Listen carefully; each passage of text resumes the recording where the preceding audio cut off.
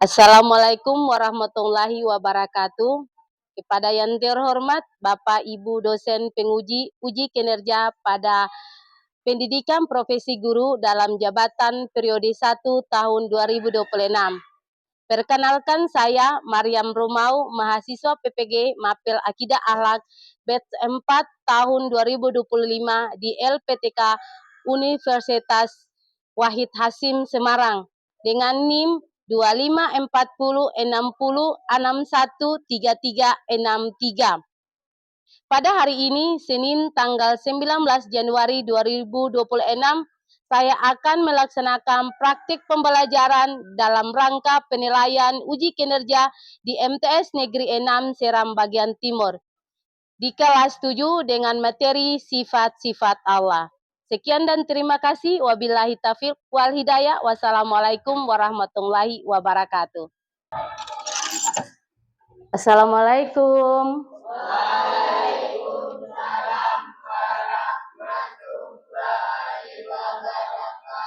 Bagaimana kabar kalian anak-anak? Baik. Alhamdulillah. Ada kelas? Coba pimpin doa dulu baru kita mulai proses pembelajaran.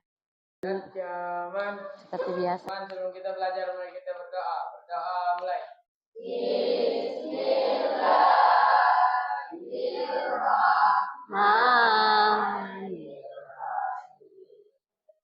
Rabbi jidani ilman nafi'au wa fikani amalan ma'mula.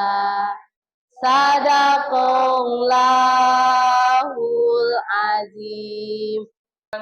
Assalamualaikum warahmatullahi wabarakatuh. Waalaikumsalam warahmatullahi wabarakatuh. Jadi sebelum proses pembelajaran, Ibu Guru akan memanggil absen. Oke, Abdul Rauf Rumonin, Abdul Kafar Rumagesan, Ahmad Banda, Aisyah Rumalen, Desi Jeniba Buano, Delvi Lutfi, Fatun Maulidia Rumake. Oke, hari ini semuanya hadir ya? Alhamdulillah. Oke, kita masuk ke materi kita, tapi sebelum masuk ke materi kita, Ibu Guru akan bertanya terkait dengan materi kita yang kemarin. Ada yang masih ingat materi kita yang kemarin? Nah, materi kita yang kemarin tentang apa, anak-anak? Tentang akidah. Apa itu akidah? Ikatan atau perjanjian. Ya, betul.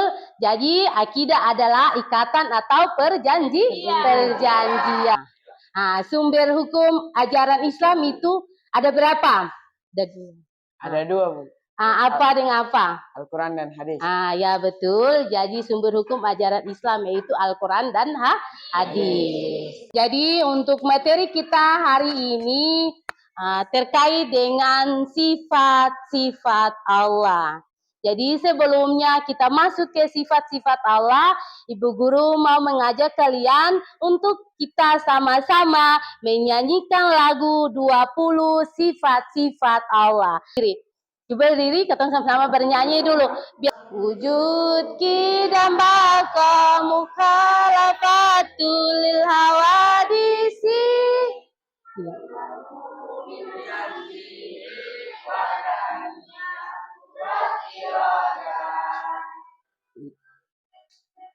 Ilmu haya sama basar kalam muridan aliman haya sami'ah basiran mutakaliman. Salah satu hawadisi Iyamuhu binafsihi wadaniyat kudrati roda. Ilmu haya sama basar kalam dan muridah aliman hayan sami'am basira mutakalimah. Oke, sekarang kalian boleh duduk kembali. Anak-anakku sekalian, sebelum kita masuk ke proses pembelajaran kita terkait dengan sifat-sifat Allah, Ibu Guru memperlihatkan kalian melihat gambar yang ada di depan. Gambar ini merupakan fenomena-fenomena alam yang terjadi, yang ada kaitannya dengan sifat-sifat Allah. Jadi Ibu Guru minta kalian beberapa menit untuk kalian mengamati gambar yang ada di depan ini. Ada beberapa makna yang harus terkandung di dalam fenomena-fenomena alam ini. Kalau ada makna yang terkandungnya apa? Kalau terjadinya banjir, penyebabnya adalah apa? Ada yang tahu penyebab dari banjir? Karena mereka menebang hutan pohon sehingga akar yang ada di dalam pohon tersebut tidak mampu untuk menyerap air, maka terjadinya banjir. Suatu musibah atau suatu bencana kepada manusia sebagai apa? Sebagai teguran. Jadi kita masuk ke materi kita untuk hari ini. Sebelumnya itu kita harus tahu dulu apa itu sifat-sifat Allah. Jadi sifat-sifat Allah itu terdiri dari 3, yaitu sifat wajib, sifat mustahil, dan sifat jaiz. Jadi sifat-sifat Allah itu terdiri dari berapa, anak-anak? Terdiri dari 3, yaitu sifat wajib, sifat mustahil, dan sifat jaiz. Ya. Tentang konsep dasar sifat-sifat Allah.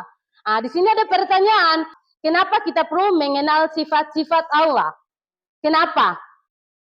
Supaya mengenal sifat-sifat Allah adalah fondasi keimanan untuk memahami kebesaran, keagungan, dan kesempurnaannya, serta membedakannya dari makhluk. Ini adalah langkah penting dalam Islam. Nah, itu adalah pertanyaan terkait dengan itu. Mengapa kita perlu mengenal sifat-sifat Allah, ya? Terus lagi, dasar hukum. Jadi kita mengenal sifat-sifat Allah, dasar hukum itu ada 2, ya. Ada 2 dasar hukum, yaitu Al-Quran dan hadis, ya. Sifat-sifat wajib Allah diketahui dan diamani berdasarkan dalil, ya. Nah, itu dalil yang terdapat di dalam Al-Quran maupun hadis. Terus yang ketiga adalah tujuan mempelajari sifat Allah. Yang ketiga adalah kalian boleh memperhatikan di sini karena nanti kalau ini Ibu Guru akan mencoba untuk bertanya terkait dengan apa yang tadi Ibu Guru sudah sampaikan. Yang ketiga adalah tujuan mempelajari sifat-sifat Allah. Tujuan mempelajari sifat-sifat Allah adalah memperdalam tauhid, dalam kurung keesaan Allah, menguatkan keyakinan dan mencapai iman yang kokoh. Pemahaman ini merupakan sekedar teori. Itu adalah tujuan mempelajari sifat Allah. Ada yang sini, ada yang bertanya? Oke, kalau ada yang bertanya, berarti kita lanjut ke materi selanjutnya. Masih terkait dengan sifat-sifat Allah. Ini di sini adalah pembagian sifat-sifat Allah. Tadi sudah Ibu Guru sudah sampaikan bahwa sifat-sifat Allah itu terdiri menjadi 3, yaitu sifat wajib, sifat mustahil, dan sifat jaiz. Nanti kita masuk ke pengertian. Jadi sifat wajib adalah sifat yang harus dimiliki oleh Allah Subhanahu wa Ta'ala. Itu adalah sifat wajib. Sedangkan sifat mustahil adalah sifat yang tidak mungkin ada pada Allah Subhanahu wa Ta'ala. Ataukah sifat wajib ataukah sifat mustahil adalah kebalikan dari sifat wajib. Jadi sifat mustahil adalah kebalikan dari sifat wajib. Jadi sifat wajib adalah sesuatu yang harus ada pada zat Allah Subhanahu wa Ta'ala. Sedangkan sifat mustahil adalah sifat-sifat yang tidak mungkin ada pada zat Allah ataukah lawan dari sifat wajib. Sedangkan sifat jaiz adalah sifat yang memperbolehkan Allah untuk melakukan atau tidak melakukan sesuatu atau kehendaknya. Kalau kita bicara terkait dengan sifat jaiznya Allah, berarti musibah merupakan salah satu sifat jaiz Allah. Betul atau salah? Betul. Kenapa? Kenapa musibah merupakan sifat jaiznya Allah? Karena musibah itu merupakan ujian yang datang dari Allah Subhanahu wa Ta'ala. Jadi musibah merupakan salah satu ujian dari Allah. Jadi merupakan sifat jaiz. Terus di samping dengan itu yang tadi Ibu Guru sudah sampaikan, ada terkait dengan sifat-sifat wajib Allah. Sifat wajib bagi Allah itu lagi dibagi. Sifat wajib dibagi menjadi 4, yaitu sifat nafsiyah, sifat salbiyah, sifat ma'ani, dan sifat ma'nawiyah. Jadi sifat ma'ani dan sifat ma'nawiyah. Jadi sifat wajib itu yang dibagi menjadi 4. Terus lagi terkait dengan pengertian sifat nafsiyah. Apa itu sifat nafsiyah? Sifat nafsiyah adalah sifat yang menetapkan adanya Allah dan menunjukkan adanya zat Allah. Jadi sifat ma'ani itu terdiri dari 7, yaitu kudrat, terus iradat, ilmu, hayat, sam'a, basran, dan kalam. Jadi ini merupakan sifat ma'ani. Ya, sifat ma'ani. Terus yang terakhir, yang keempat, yaitu sifat ma'nawiyah. Jadi sifat ma'nawiyah yang termasuk di dalam sifat ma'nawiyah adalah qadiran, muridan, terus aliman, hayyan, sami'an, basiran, dan mutakaliman. Itu yang termasuk di dalam sifat ma'nawiyah. Yang terakhir adalah sifat mustahil Allah. Tadi Ibu Guru sudah sampaikan bahwa sifat mustahil adalah kebalikan dari sifat wajib. Jadi sifat mustahil adalah sesuatu yang tidak mungkin disandarkan kepada Allah Subhanahu wa Ta'ala. Yang kedua adalah lawan dari sifat wajib. Jadi sifat mustahil bagi Allah adalah sifat yang tidak mungkin dimilikinya dan tidak layak disandarkan. Ini merupakan kebalikan atau lawan kata dari sifat wajib. Contoh sifat mustahil. Ta'adud, terbilang. Jadi ta'adud itu terbilang.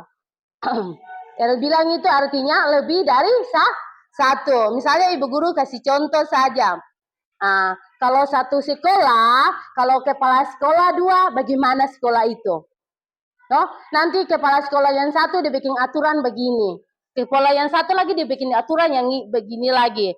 Berarti antara kepala sekolah yang satu dengan kepala sekolah yang kedua akan menjadi apa? Berselisih.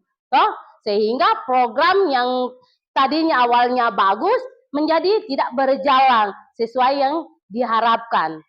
Karena kepala sekolah itu terdiri dari 2. Begitu juga kalau seandainya Allah itu terbilang, Allah itu lebih dari 1. Apa nanti dunia ini? Seperti itu. Itu yang disebut dengan sifat mustahil.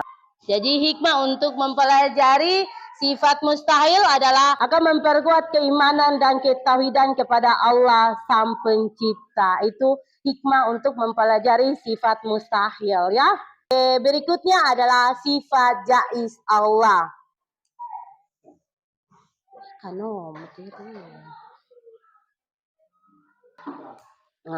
Sifat jaiz Allah.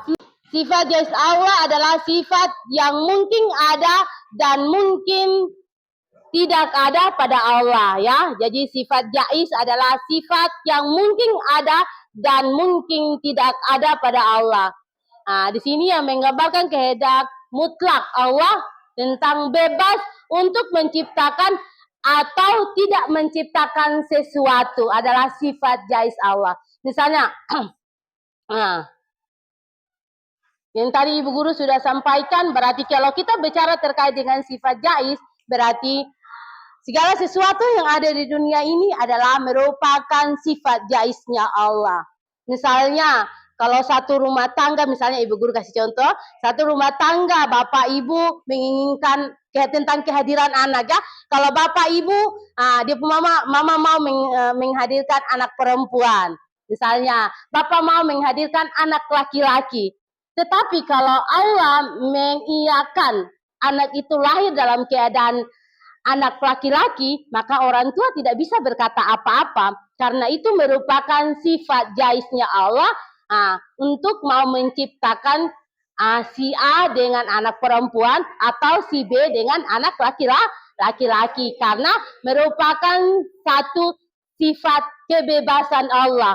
Mau menciptakan atau tidak menciptakan. Itu terkait dengan itu. Ibu Guru ambil contoh sederhana seperti itu. Misalnya Ibu Guru ambil contoh lagi terkait dengan musibah. Kalau seandainya kalau Allah mau mendatangkan suatu musibah misalnya yang kemarin terjadinya tsunami terus lagi banjir itu merupakan sifat jaiznya Allah. Itu merupakan kehendak Allah. Terus contoh sifat jaiz. Sifat jaiz hanya satu. Jadi sifat jaiz itu cuma hanya satu, yaitu fi'lu kulli mukminin au tarkuhu. Fi'lu kullu mukminin au taraku. Yaitu Allah memiliki kebebasan mutlak untuk mengerjakan sesuatu atau meninggalkannya. Itu adalah pengertian dari ini ya. Itu sifat jaiz. Terus jadi sifat mustahil itu yang tadi Ibu Guru sudah sampaikan, kalau sifat wajib ada 20, berarti sifat mustahil pun ada 20. Di antaranya adalah sifat adam. Adam artinya tiada, hudus artinya baru, fana artinya binasa. Mumatsalatu lil hawadisi artinya menyerupai makhluk. Semungkin Allah menyerupai makhluk. Berarti sesuatu yang tidak mungkin pada Allah. Terus ihtiyaju li ghairihi, membutuhkan yang lain. Allah itu tidak membutuhkan yang lain. Allah itu esa, tanpa ada sesuatu tambahan pada zat. Contoh sifat nafsiyah adalah wujud. Wujud artinya ada. Adanya alam semesta pasti ada yang menciptakan, yaitu Allah Subhanahu wa Ta'ala. Yang kedua adalah sifat salbiyah. Sifat salbiyah adalah sifat yang menolak atau meniadakan sifat-sifat yang tidak layak bagi Allah Subhanahu wa Ta'ala. Kata salab berarti meniadakan. Dari 20 yang tadi kalian sudah sebutkan itu, dibagi lagi dalam sini. Jadi sifat nafsiyah ini cuma satu saja, memiliki satu sifat, yaitu wujud. Sedangkan sifat salbiyah itu terdiri dari 5 sifat. Terdiri dari berapa? 5 sifat Allah, yaitu apa? Sifat idam. Terus kedua adalah sifat baqa. Yang ketiga adalah sifat mukhalafatu lil hawadisi. Terus yang keempat adalah qiyamuhu binafsihi. Yang kelima adalah wahdaniyah. Itu adalah merupakan sifat salbiyah. Jadi di atas adalah pengertiannya, di bawah adalah bagian yang termasuk sifat salbiyah. Bisa mengerti? Yang ketiga adalah sifat ma'ani. Jadi sifat ma'ani itu terdiri dari 7 sifat Allah, yaitu kudrat artinya maha kuasa, iradat. Ya, kalian bisa menyebutkannya kasih dalam kehidupan sehari-hari, yaitu ada 4 yang untuk kita mempelajari terkait dengan sifat jaiz, yaitu yang pertama adalah memperkuat akidah, Yang kedua adalah meningkatkan keimanan. Dan yang ketiga adalah menambah ketakwaan. Dan yang keempat adalah memahami kuasa mutlaknya Allah. Nah, jadi itu adalah hikmah kita mempelajari sifat jaib. Oke, dari apa yang tadi Ibu Guru sudah sampaikan, kita mempraktikkan dalam kehidupan sehari-hari terkait dengan sifat-sifat Allah. Yaitu yang pertama adalah meningkatkan keimanan dan ketakwaan. Berarti kita sudah meneladani sifat-sifat Allah. Berarti kita sudah meningkatkan namanya keimanan dan ketakwaan. Yang kedua adalah membentuk akhlak mulia.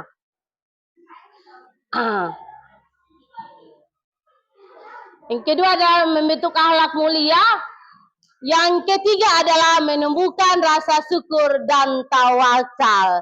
Jadi ini merupakan implementasi dalam kehidupan sehari-hari. Berarti kita sudah mempraktekkan atau meneladani sifat-sifat Allah. Kalau kalian sudah meneladani sifat-sifat Allah, misalnya kalau kalian ulangan, misalnya walaupun tidak ada guru yang mengawasi kalian, mengawasi kalian, tetapi kalian tidak nyontek, misalnya kalian tidak nyontek, berarti kalian sudah meneladani sifat-sifat Allah. Berarti meneladani sifat-sifat Allah ya. Nah, dari apa yang tadi Ibu Guru sudah sampaikan, apakah kalian sudah paham? Alhamdulillah, kalau kalian sudah paham, berarti nanti Ibu Guru bikin pertanyaan, terus nanti kalau ada yang bisa menjawab, langsung angkat tangan, terus kalian menjawab. Ya. Oke, karena kalian sudah paham, Ibu Guru mencoba bertanya, sifat wajib dikelompokkan menjadi berapa? 4. 4. Apa dan apa? Coba sebutkan 4 itu. Sifat nafsiyah, sifat salbiyah, sifat ma'ani, dan sifat ma'nawiyah. Oke, tepuk tangan buat teman kita. Jadi, sifat wajib itu dikelompokkan menjadi 4 yang tadi sudah teman kalian sudah sampaikan, yaitu sifat nafsiyah, sifat apa tadi? Sifat salbiyah, sifat ma'ani, dan sifat ma'nawiyah. Oke. Sekarang pertanyaan lagi. Apa itu sifat ma'ani? Yang disebut sifat ma'ani? Sifat ma'ani adalah sifat yang pasti pada zat Allah. Sifat Yang pasti pada zat Allah. Sifat ma'ani adalah sifat yang pasti ada pada Allah Subhanahu wa Ta'ala.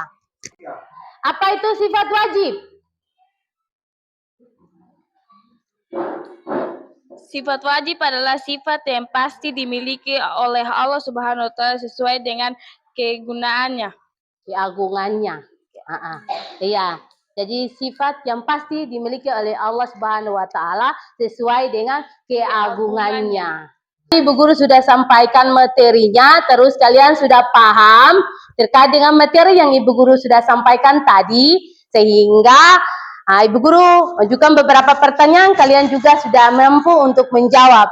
Kalau kalian sudah mampu untuk menjawab, otomatis kalian sudah paham. Sekarang Ibu Guru minta kalian untuk membentuk kelompok dan kita diskusi. Kelompoknya kalian sudah terbentuk, maka Ibu Guru akan membagikan LKPD. Di dalam LKPD ini terkait dengan materi yang tadi Ibu Guru sudah sampaikan. Jadi nanti diisi terkait dengan pengertiannya, terus dari 20 sifat-sifat wajib Allah.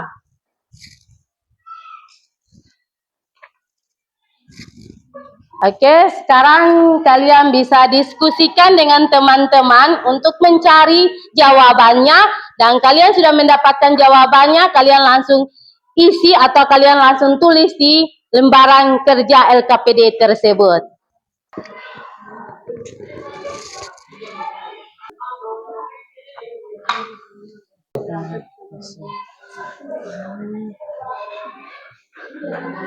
Bagaimana anak-anak? Tugas kelompoknya sudah selesai? Oke, kalau memang sudah selesai, Ibu Guru minta di masing-masing kelompok untuk mempresentasikan terkait dengan kelompoknya. Oke, kelompok 1 perwakilan untuk maju di depan. Assalamualaikum warahmatullahi wabarakatuh.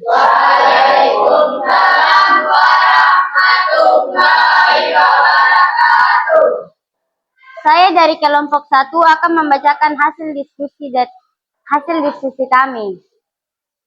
Wujud artinya ada, kidam artinya terdahulu, baka artinya kekal, mukhallafatul lil hawadisi artinya berbeda dengan makhluknya, qiyamuhu binafsihi artinya berdiri sendiri.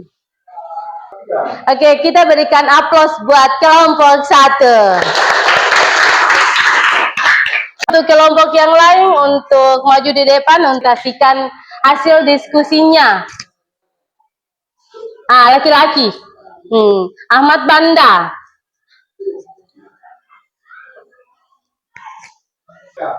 Dan ke depan untuk kita sama-sama mendengar apa yang teman kalian sampaikan hasil diskusinya. Oke, silakan. Assalamualaikum warahmatullahi wabarakatuh.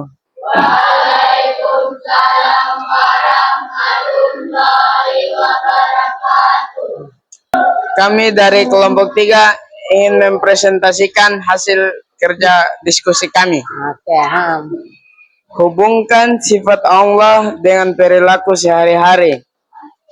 Perilaku yang mencerminkan teladan sifat tersebut. Al-alim, rajin belajar.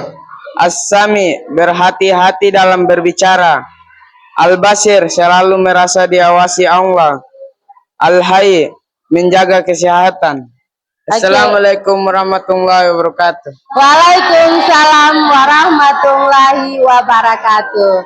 Oke, tepuk tangan buat teman kita.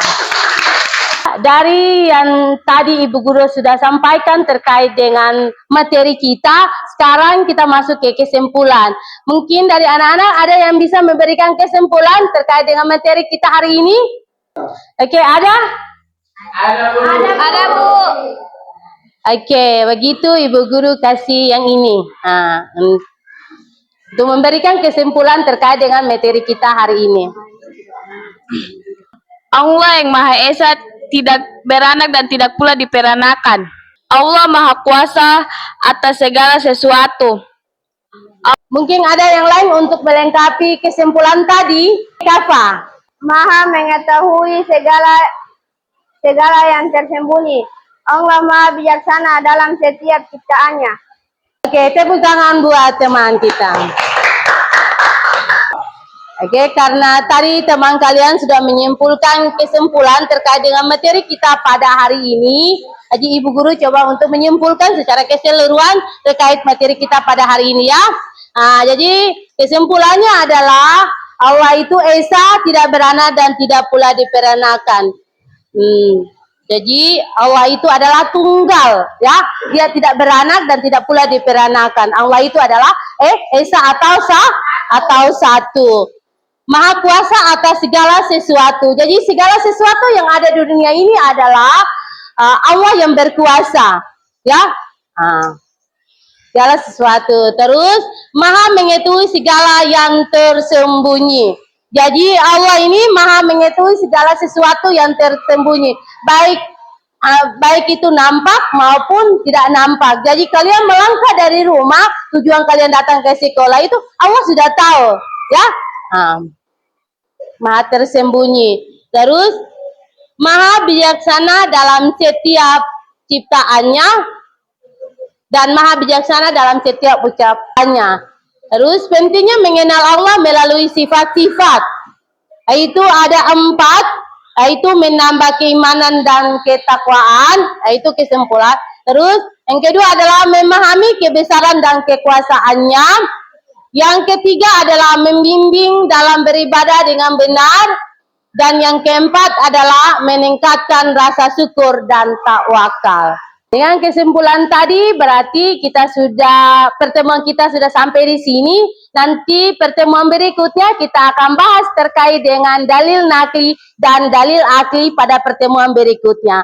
Maka dari situ sebelum Ibu Guru keluar dari ruangan ini, mari kita sama-sama tutup pertemuan kita hari ini dengan membaca Alhamdulillahirabbil alamin.